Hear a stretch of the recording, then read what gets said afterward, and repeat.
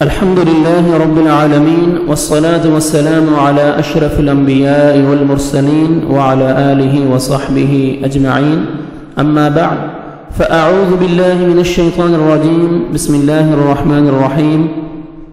وأن استغفروا ربكم ثم توبوا إليه يمتعكم متاعا حسنا إلى أجل مسمى ويؤت كل ذي فضل فضله وَإِن تَوَلَّوْا فَإِنِّي أَخَافُ عَلَيْكُمْ عَذَابَ يَوْمٍ كَبِيرٍ إِلَى اللَّهِ مَرْجِعُكُمْ وَهُوَ عَلَى كُلِّ شَيْءٍ قَدِيرٌ. صدق اللہ العظیم.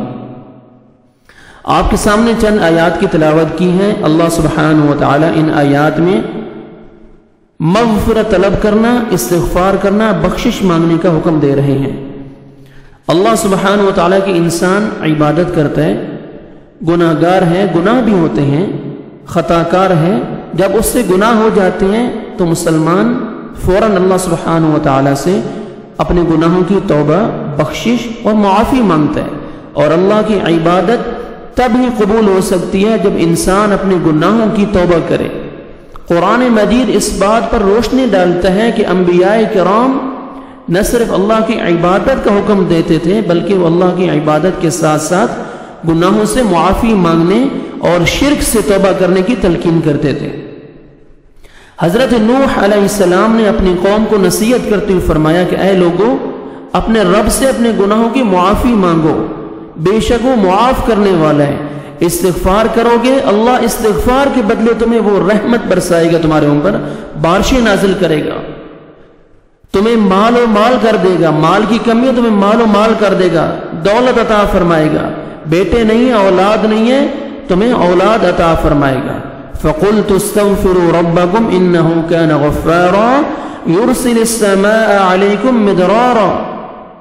تم اللہ تعالیٰ سے معافی مانگو، اپنے گناہوں کی استغفار کرو، تمہیں بارشیں عطا فرمائے گا. وَيُمْدِدْكُمْ بِأَمْوَالٍ، مال کی کمی ہے، تمہیں مالا مال کر دے گا. وَبَنِينَ، اولاد کی کمی ہے، تمہیں اولادوں میں سے بیٹے تمہیں عطا کرے گا. وَيَجْعَلْ لَكُمْ جَنَّاتٍ، باغ چاہیے تمہیں باغوں کا مالک بنا دے گا. حضرت عمر رضی اللہ تعالیٰ عنہ بھی ایک مرتبہ نماز استسقاء کے لیے ممبر پر چڑھے تو چند آیات استغفار کی تلاوت کرنے کے بعد ممبر سے اتر آئے اور فرمایا کہ میں نے بارش کے ان راستوں سے طلب کیا جو آسمانوں میں ہیں جن سے بارش نازل ہوتی ہے. اسی طرح حضرت حسن بصری رحمہ اللہ کے متعلق مروی ہے، ان سے آ کر کسی نے قحط سالی کے بارے میں شکایت کی، اتنا قحط پڑ چکا ہے. تو اس شخص کو آپ نے کیا حکم دیا کہ استغفار کی تلقین کی. دوسرا شخص آیا، وہ کہتا ہے غربت ہے، فقر و فاقہ ہے، اس کی شکایت کی، آپ نے اسے بھی استغفار کی تلقین کی. یہی نسخہ اسے بتلایا کہ اللہ تعالیٰ سے استغفار کرو، کثرت سے اپنے گناہوں کی معافی مانگو. ایک اور شخص آیا، اپنے باغ کے خوش ہونے کا شکوہ کیا کہ میرا باغ جو ہے وہ خشک ہو گیا، اسے بھی فرمایا کہ استغفار کر. ایک شخص آیا، میرے گھر اولاد نہیں ہے، اسے بھی کہا اپنے رب سے استغفار کر. کسی نے جب ان سے کہا کہ آپ ہر آنے والے کو استغفار کی تلقین کر رہے ہیں، ایسا کیوں ہے؟ حضرت حسن بصری رحمہ اللہ نے کہا اور یہ آیت تلاوت فرمائی، کہا کہ میں اپنے پاس ہی بات نہیں کہہ رہا، یہ وہ نسخہ ہے جو ان سب باتوں کے اللہ نے بتلایا ہے. فَقُلْتُ اسْتَغْفِرُوا رَبَّكُمْ إِنَّهُ كَانَ غَفَّارًا يُرْسِلِ السَّمَاءَ عَلَيْكُمْ مِدْرَارًا وَيُمْدِدْكُمْ بِأَمْوَالٍ وَبَنِينَ وَيَجْعَلْ لَكُمْ جَنَّاتٍ وَيَجْعَلْ لَكُمْ أَنْهَارًا. استغفار کے بہت سے فائدے ہیں. ایک فائدہ یہ بھی ہے کہ اللہ سبحانہ وتعالی ایسے لوگوں پر عذاب مسلط نہیں کرتا استغفار کرنے والوں پہ. ایک دفعہ مکہ کے سردار جمع ہو کر بیت اللہ کا غلاف پکڑ کر اپنے لیے بددعا کرتے ہوئے کہ اے اللہ، اگر یہ رسول سچے ہیں تو ہم پر پتھروں کی بارش نازل فرما، پتھروں کی بارش نازل فرما. اس کے جواب میں اللہ کیا فرماتے ہیں؟ اللہ تم پر اس لیے عذاب نازل نہیں کر رہا کہ تم میں میرا رسول موجود ہے اور استغفار کرنے والے مسلمان موجود ہیں. وہ کیا کہتے ہیں مکہ کے سردار؟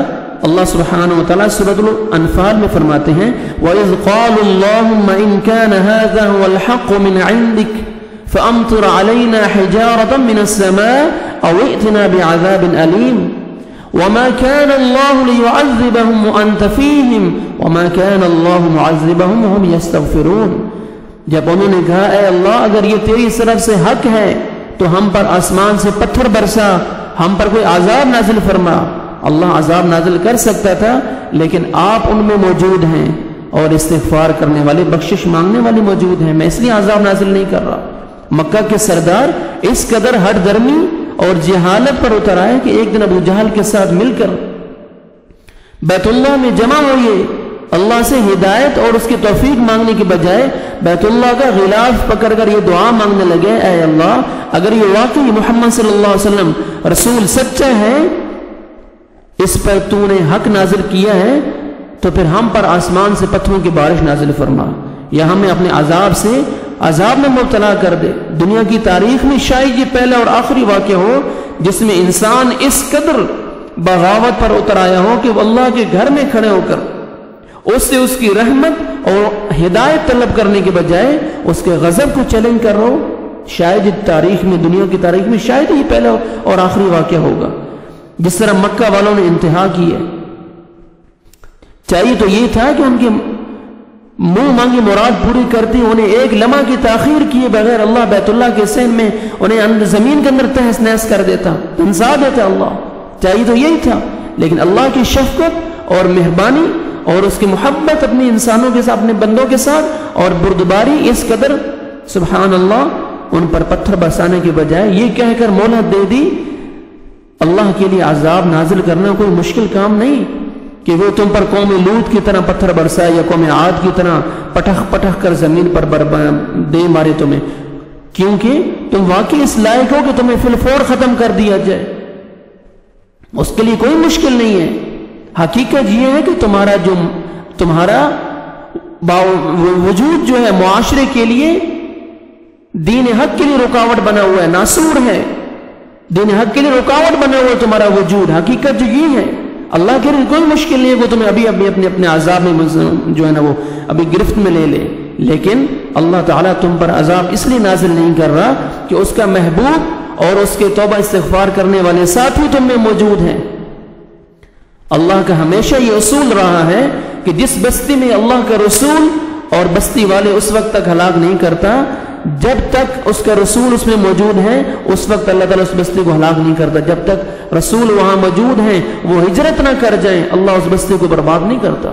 دوسری بات جو اللہ کے غضب کو ٹھنڈا کرتی ہے اور اس کے عذاب کو ٹالتی ہے، وہ اس کے مومن بندوں کا توبہ و استغفار کرنا ہے. جس سے بستی میں توبہ و استغفار کرنے والے موجود ہوں، اللہ وہاں پہ عذاب نازل نہیں کرتا.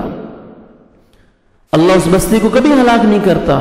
اس لیے استغفار کو کثرت سے کریں، اپنے گناہوں کی معافی مانگیں اور ہمیں کثرت سے استغفر اللہ واتوب الیہ، استغفر اللہ ربی من کل ذنب واتوب الیہ، استغفر اللہ الذی لا الہ الا هو الحی القیوم واتوب الیہ، اللہم اغفر لی، اللہم ارحمنی، اللہم انک عفو تحب العفو فاعف عنی. ان کلمات کے ساتھ اللہ سبحانہ وتعالیٰ سے اپنے گناہوں کی معافی، توبہ اور استغفار کرنی چاہیے. اور توبہ اور استغفار کو لازم ہمیں صبح شام لازم استغفار کرنا چاہیے. اللہ سبحانہ وتعالی ہمیں ان باتوں پر عمل کرنے کی توفیق عطا فرمائے اور اپنے گناہوں کی معافی مانگنے کی توفیق عطا فرمائے، کثرت کے ساتھ استغفار کرنے کی توفیق عطا فرمائے. وصلی اللہ وسلم علی نبینا محمد وعلی آلہ وصحبہ اجمعین.